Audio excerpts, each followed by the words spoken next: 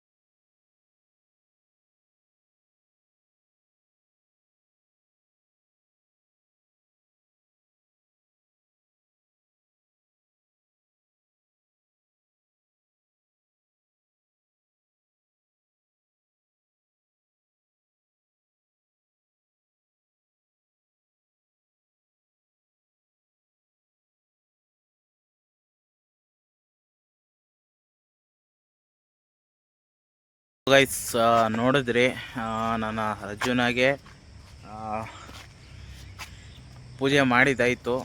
And actually ಹೇಳಬೇಕು ಅಂದರೆ ಈ ಗಾಡಿಗೆ, ನನ್ನ ಡ್ರೀಮ್ ಬೈಕಿಗೆ ಏನಕ್ಕಪ್ಪ ಅರ್ಜುನ ಅಂತ ಹೆಸರಿದೆ ಅಂದರೆ ಗೈಸ್, ನೀವು ಮೈಸೂರು ಅಂಬಾರಿ ಹೋಗ್ತಾರ ಅರ್ಜುನನ್ ನೋಡ್ಬೋದು.